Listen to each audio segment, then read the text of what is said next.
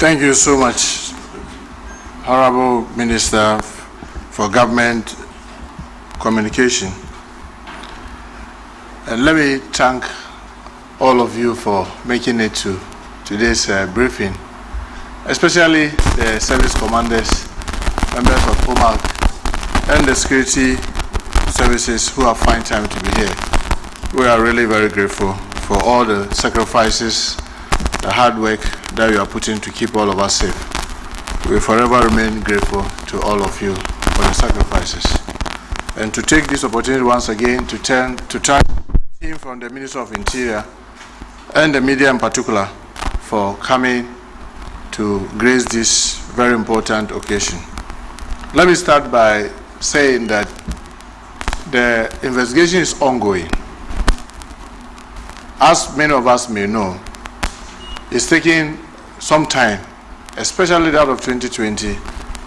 It needs some more detailed work to be able to get it done. But we deem it fit that periodically we update the nation as to where we are. So we've submitted the second report to His Excellency. The first one was in June, and we are doing the second. We did the second one 2 weeks ago, and he advised that we update the country where we are. So you realize that most of it is not really conclusive, but it is ongoing. But at least you can see a lot of progress that have been made. And I want to take this opportunity to thank the team, a 30-member team from the CID department that has been working tirelessly to ensure that justice is served. So without further time, I'll just go ahead. So Government Communication Minister, the Deputy Minister for Interior, the Acting Chief Director, Minister of Interior, the Inspector General of Police, representatives, members of POMAC, directors from the Interior Ministry and the Information Service Department, members of the press, ladies and gentlemen, good afternoon to all of us once again. It gives me a great sense of duty to present to you all the outcomes of the report on the 2020 and 2024 election violence which occurred across various centers in the country. Ladies and gentlemen, elections in Ghana in recent times have been characterized by violence in various forms. In 2020 and 2024 general elections, we recorded some isolated incidents such as violence resulting in loss of lives. To address this recurrent and bring justice to the victims, the President, His Excellency John Dramani Mahama, directed the formation of a special investigative task force to re-examine cases of electoral violence fatalities, identify the causes, hold perpetrators accountable, and propose measures to prevent further occurrence. On January 16, 2025, the Inspector General of Police inaugurated a special task force within the Criminal Investigation Department, CID, of the Ghana Police Service. The mandate of the task force was to collaborate with the stakeholders to identify, review, and investigate all electoral violent cases that resulted in fatalities during the 2020 and 2024 general election. The Special Investigation Task Force identified 12 cases that took place during the 2020 and 2024 general election. These cases had resulted in 15 deaths across the country, and well over 40 individuals got injured. The report outlined detailed account of all the 12 cases recorded during the period. The detailed report, which has been submitted to His Excellency the President, also contains the various incidents, how they were brought or got to the notice of the police, and actions taken by investigators in line with the laid down investigation protocol and procedure. The report further detailed action taken when the Special Investigative Task Force took over the cases at level initially investigators had reached, and detailed findings derived from further interviews, interrogations, field visit, reconstruction of crime and crime scene, and forensic analysis of various materials of evidence retrieved during the investigation. Every violent incident recorded during the general election present various criminal offenses which will have been committed by different persons involved. The report took into account a number of incidents where some procedural actions were overlooked. There were instances of clear breaches of discipline, violation of legal requirement, and total neglect by officers who were either present or responsible for situations that required prompt, responsive actions. The focus is to avoid veering into areas that might confuse procedural breaches with the main mandate, which is to investigate, identify, and prosecute persons responsible for death during the two general elections in the years of the 2020 and 2024. There were also instances of persons being rushed to the court on frivolous and vexatious charges when the same incident had resulted in the death of person or two. Great effort was expended to distill these charges and identify persons against whom evidence could be produced for the deaths recorded during these elections, with evidence to sustain criminal charges being preferred against them. Through careful review of police dockets, on-site inspections, and stakeholders interview, the Special Investigative Task Force identified 12 specific cases. I must be quick to add that I have since directed that the report of the Commission on the Election Violence at Ayawaso West Wuogon be implemented fully for justice to prevail. 6 each from the 2020 and the 2024 general election, which collectively led to 15 deaths as mentioned earlier and injured 40 others. These incidents span multiple regions, including Bono East, Greater Accra region, Bono region, Northern region, Central region, Savannah, and Asante region. The circumstances of each case vary, but nearly all involve the use of firearms during confrontation between supporters of the two major political parties, and instances where security personnel resorted to the use of live ammunition, warning shots as means of crowd control. Investigation into one of the cases during the 2020 general election at Ododo was completed. The Attorney General is currently prosecuting 3 persons who are standing trials at the High Court Criminal Division, Accra. The investigation established that 3 of the cases resulting in 4 deaths are traceable to the use of firearms by armed police patrol teams. Military personnel were also found to be responsible for 3 of the cases resulting in the death of 3 persons when they intervened to restore calm to chaotic crowds. Investigation further established that 4 of the cases, which resulted in 5 deaths, were recorded when party enthusiastic supporters resorted to the use of firearms against their opponent. The 2 other cases involve persons who were lynched during confrontation between supporters of the 2 major parties.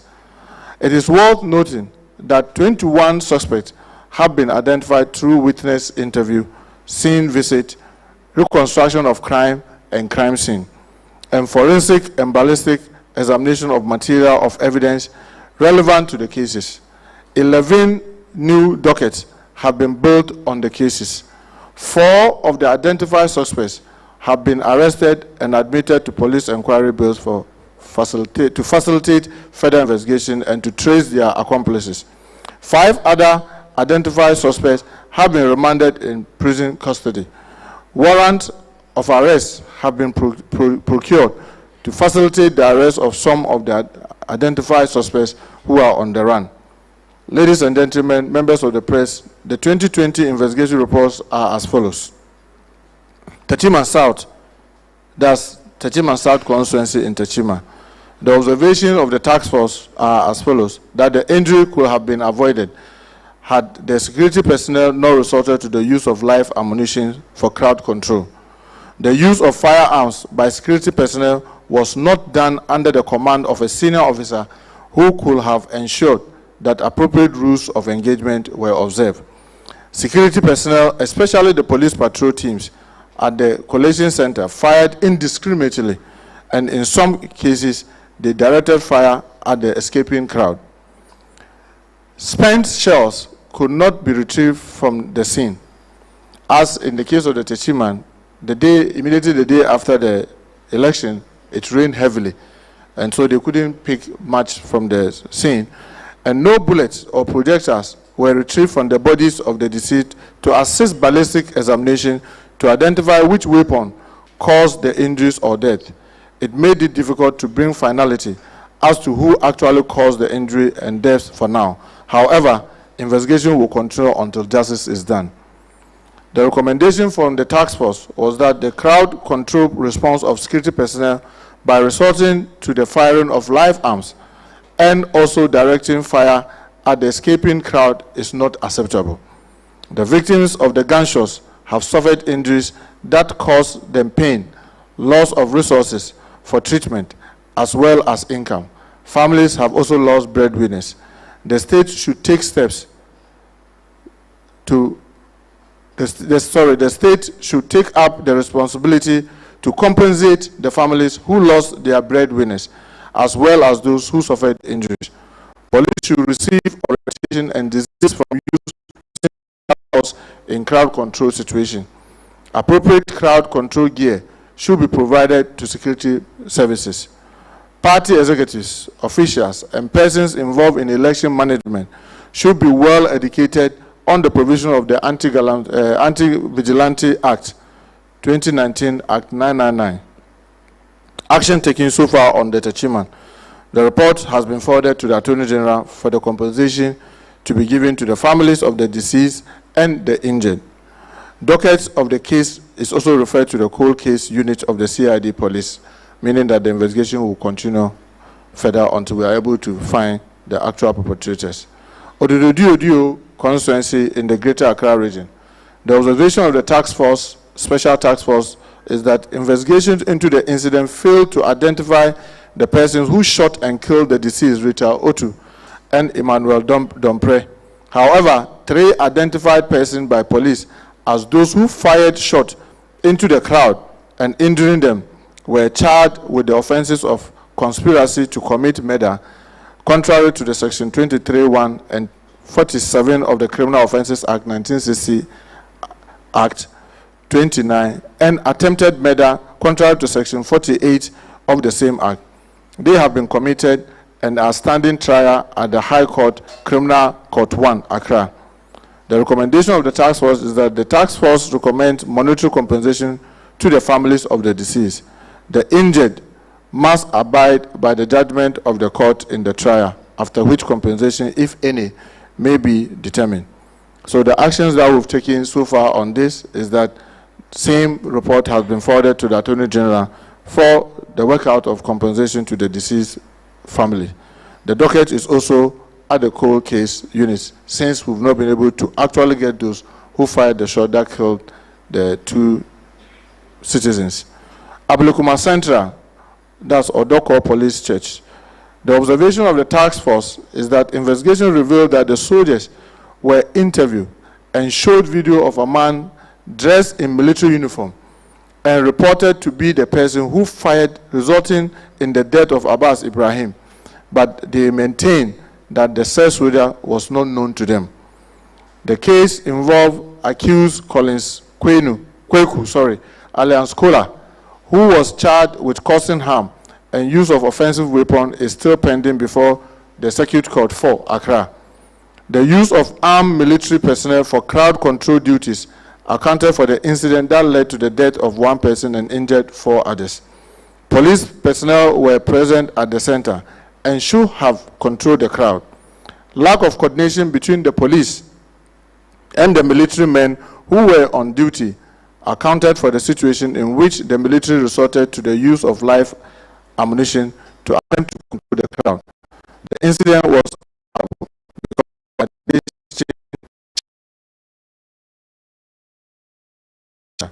the action of Collins Kweku was a criminal offense.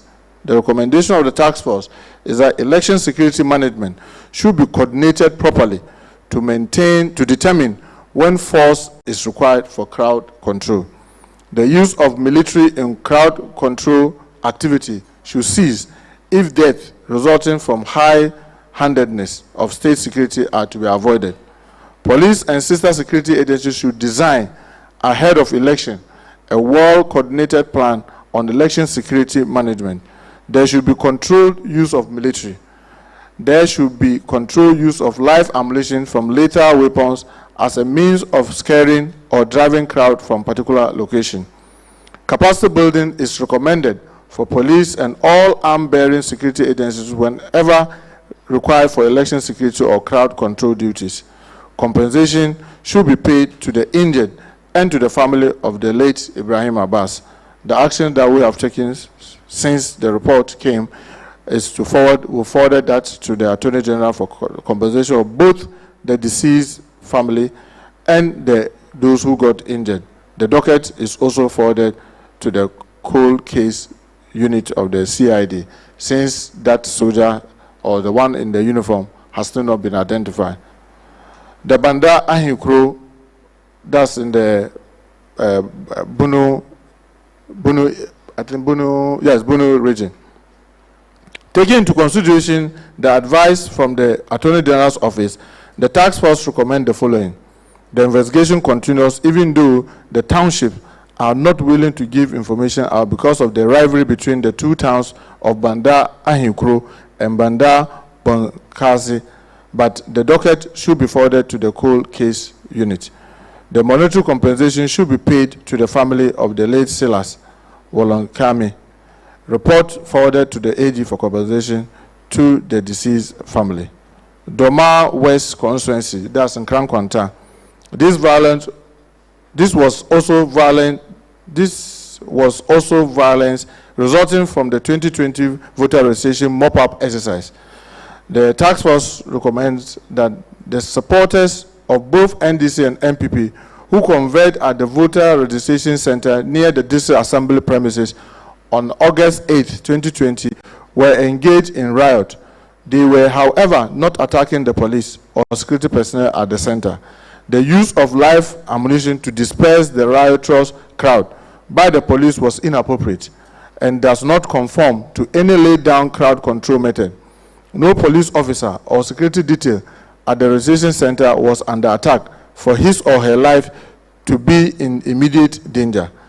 The task force therefore recommend that the family of the deceased, Kofi Robert alias Kofi Labet, be compensated. Victims, Ilyasu Gabriel and Kwame Gatan, should also be compensated based on the extent of injury suffered as a result of what appears on their medical report form. Savulgu constituency in the Savulgu northern region. The observation of the task force is that there was no confrontation between MPP and NDC supporters before the shot was fired into the crowd. However, NDC supporters were jubilating and firing gunshots and throwing firecrackers. Again, it was established without doubt that the bullet that killed the deceased, Samira Zakaria, was a shot from a high-velocity rifle. The same bullet also caused injuries to other 3 persons. There are 2 possibilities. The first is that the shot must have been fired into the crowd by one of the persons who were jubilating deliberately or accidentally. And the second alternative is that someone with the intention to kill or injure the jubilants infiltrated into the jubilation crowd and fired the fatal shot. The task force recommend that the family of the deceased be compensated for their loss. The 3 other injured persons should also be compensated based on their medical report and for pain and loss suffered as a result of the injuries.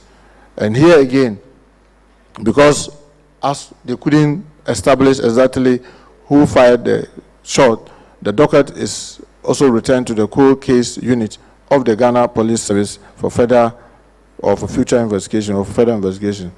So 2024 election violence cases, starting with Ewutu Senya East Constituency, that's Kaswa.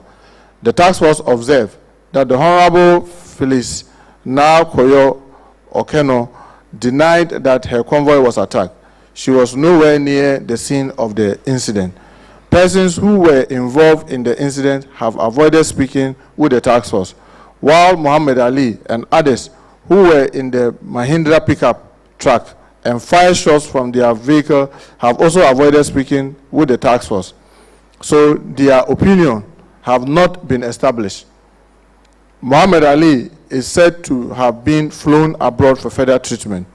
The late Yusuf Larry Idris died from a gunshot, and those who were in the Mahindra pickup with him know what happened. The driver of the Mahindra has been traced, and further investigation is ongoing. The task force will continue with the investigation. Tolong constituency, that's Nyankpala. The observation of the task force is that there is the presence of sophisticated weapons in the Tolong and Nyankpala communities, and the level of sophistication is a matter of pride among the youth in particular. Money was distributed on the UDS campus for vote buying on the said election day, that's 2024. The allegation of vote buying was not reported to the EC officials or the security agencies. Security response to the violence was very swift and decisive.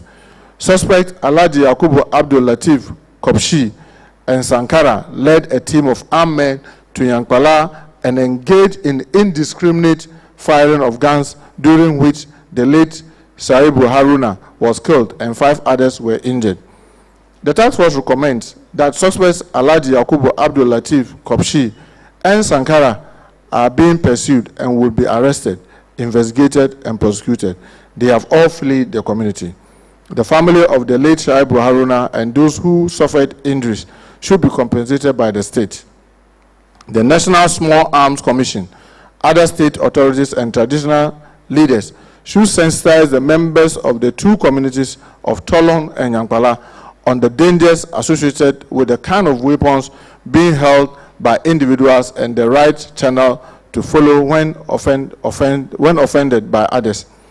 Since the investigation did not produce any evidence against the 6 persons arrested by police during the stop and search exercise conducted immediately after the incident, they should be discharged while efforts are directed at arresting those who actually engage in the firing. The regional police commander should engage the district officer, the PID director, and officers in the region to assist in the arrest of the suspect, Alhaji Yakubu Abdul Latif Kopshi, and his gang in order to hasten prosecution. The report has been forwarded to the AG for the compensation to the deceased family and the injured. Damango constituency at Damango. The observation of the task force is that supporters were unruly, riotous, and caused damage to property and threatened life. When the rampaging crowd saw the police firing warning shot and started fleeing, the police did not have need to direct their shot at the escaping crowd. It was one such shot that killed the late Sabrina Bukaila.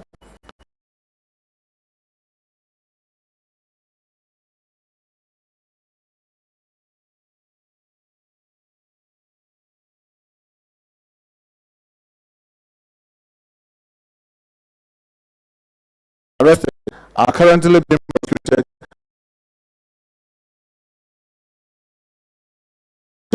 for the compensation to the deceased family. Nkranza South constituency in Nkranza. The observation of the task force is that there were 16 involved, and when they were screened, 5 have been identified as being in the group who were present during the incident. One soldier, Last Corporal Dakwa Dramina Ochre, who was identified as having shot the late Abdul Karim Rafiq alias Tyson, admitted shooting him but justified his action by saying that he saw the deceased trying to disarm his colleague, that's Private Boahim Francis, and that the deceased had drawn a cutlass to slash his colleague. Private Boahim Francis, who could not collate this evidence in full since he was trying to pick up the magazine of his M16 rifle, which had fallen during the struggle when he heard the shot. The evidence collected so far does not show that the deceased committed any breach of the law. The military personnel who were deployed to the collation center had a duty to prevent any interference with the electoral process, and they were also required to maintain and restore peace whenever disorder threatened. The recommendation of the task force is that the family of the Abdul Karim Rafiq be compensated for the untimely death of the deceased. Yet the report too has been forwarded to the Attorney General for advice and the compensation, because it involves this soldier that is well established that he really fired the shot. So that has been forwarded to the Attorney General for advice. Offensive North constituency, that's Akumadan. The task force realized that the incident led to the loss of 2 persons and injured 2 others. The observation of the task force is that the late Jacob Nalo was not in the group that went to take over the fertilizer in the warehouse. The late Solomon Gibel lost his life as a result of stray bullets.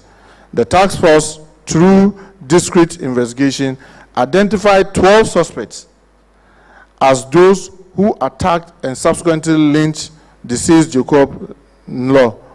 5 of the 12 have been arrested and before the Kumasi High Court for Kumasi and are currently in prison custody, yet to meet their bail condition. The others are on the run, and the police is making every effort to get them arrested to face justice. Ahafo Southwest, that's Mankranso. The observation of the task force was that a chaotic situation at the collation center caused damage to property and almost brought the collation process to a halt. There was therefore the need for the military men to intervene. However, directing rifle shots at the crowd cannot be an acceptable crowd control method, since it endangers the life of fleeing youth and bystanders, including the late Dominic Nimo, who was standing at a distance. The 4 victims who sustained gunshot injuries deny being involved in creating the chaos. They claim to be standing some distance away when they were hit by the bullet. In a screening exercise, 11 soldiers were identified as those detailed at the constituency center in Mankranso on the December 7, 2024. 8 of the soldiers interviewed admitted firing warning shots alongside the police to disperse the mob, which was attacking the collation center. They denied firing into the crowd and further said that they were not aware that anybody was hit by a bullet during the process. There was no doubt that the late Dominic Nimo died from a shot fired by the soldiers. Similarly, the 4 victims also got their injuries through the same process.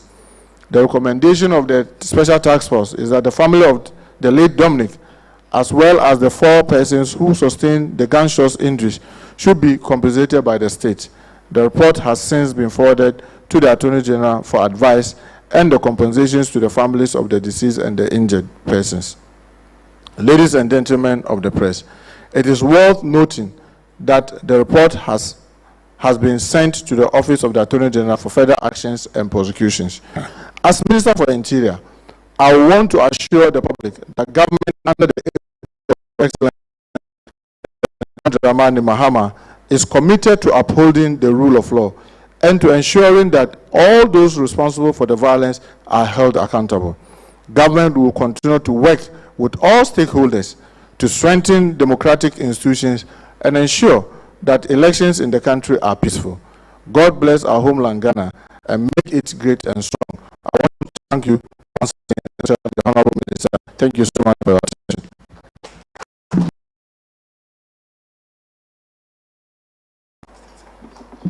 All right. Thank you very much, Honorable Minister, for that comprehensive and detailed breakdown of the outcome of investigation so far. I know that there are many of you who have many questions agitating your mind, so we'll open the floor for you to ask any questions that you deem necessary to elicit the appropriate responses. In the interest of time, we are only able to take 5 questions. So if you have a question, please put up your hand, walk up to the front here, identify yourself, and go straight to your question. So the Minister will conduct the question and answer session himself. Thank you very much. Thank you.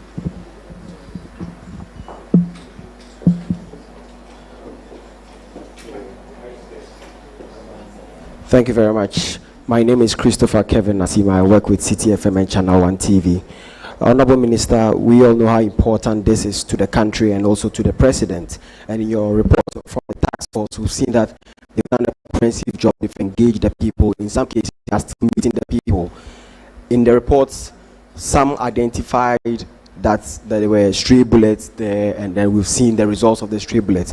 Are there also going to be some form of forensic analysis of some of the bullets to really determine who it came from, where it came from, so that whoever is culprit, like you've indicated, that they are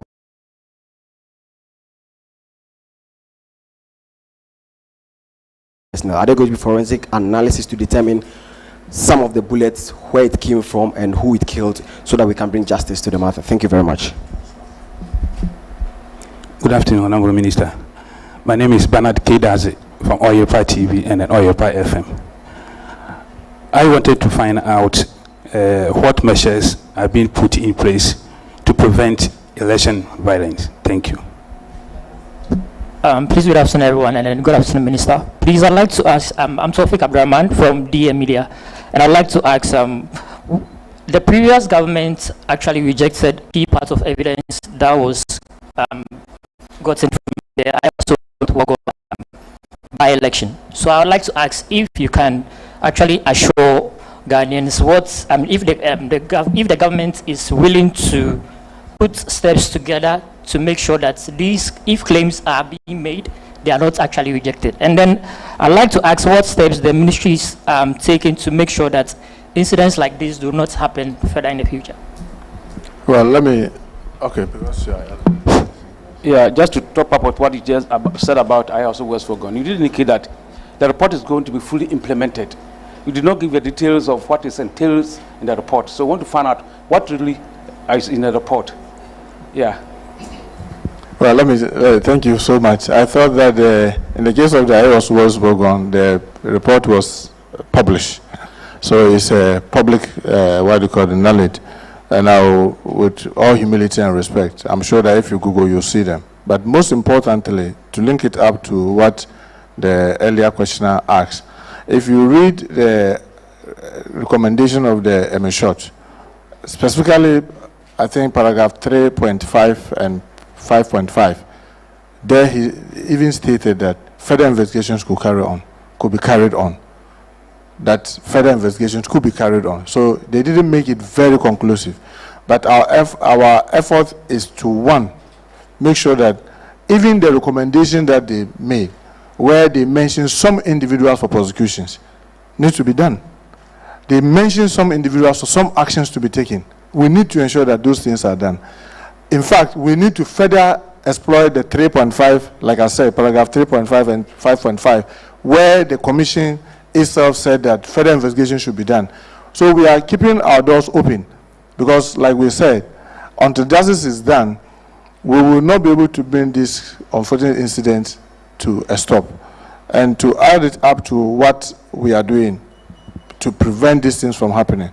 You see that both in the MSHOT Commission's report and even the task force report, because I mean, interestingly, it's very, very good, but I'm happy that I was able to get time to read from the first page to the last page. Even though they have not finished, they have made a lot of recommendations. For example, why should security people who are going for election monitoring be in hooded masks? What are you hiding? Why should you mask your face? I mean, they made recommendation about coordination. So, for example, if you decide to bring immigration officers, fire service officers, the military and the police to embark on what do you call it, an election activity, the recommendation is that why not let them train together? Let them have a coordination. They will have a coordination amongst themselves. Don't give gadgets to only the superior officers. Make sure that all those who are on the election activity are holding the gadgets so they can communicate effectively. All these things are part of the recommendation that they have made. But because, like I said, the process is not comprehensive and is not completed, and we are already looking at it, and I can see that support just around the time that we finish the Kumara election.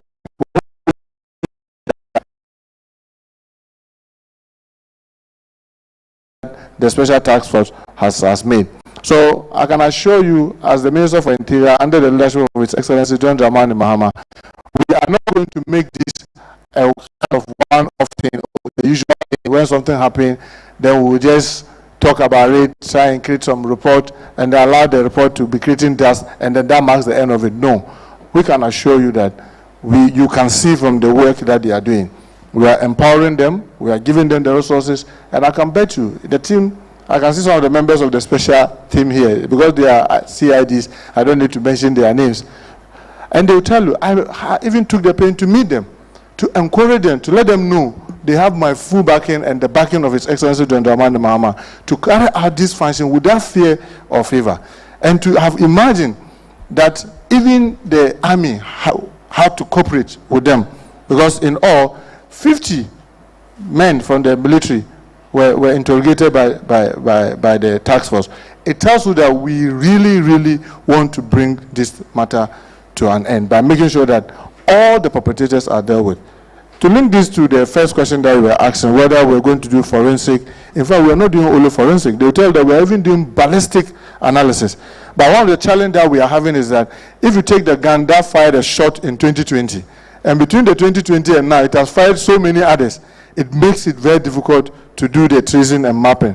But I'm sure, together with the special task force, with our CID, PID, and even the military, what we call intelligence, we work so hard.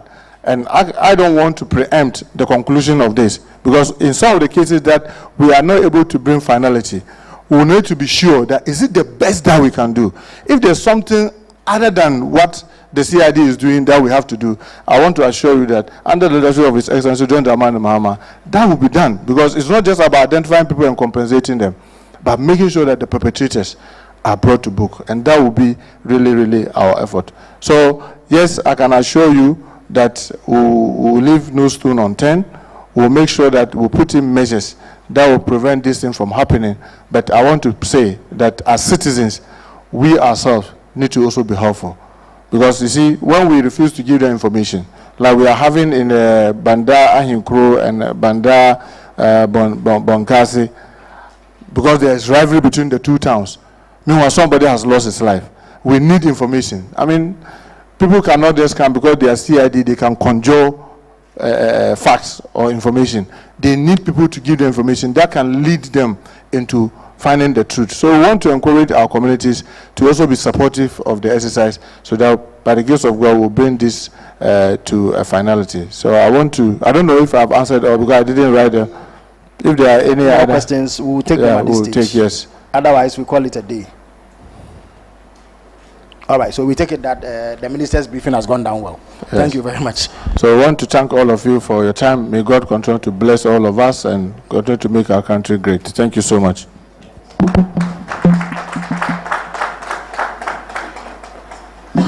So, thank you, Honorable Minister, for that briefing. As the Minister indicated, this is an ongoing process. So the details that he's provided here relate to what has come to his attention as Minister and what has been presented to His Excellency the President. The President is clear in his mind that finality must be brought to this matter.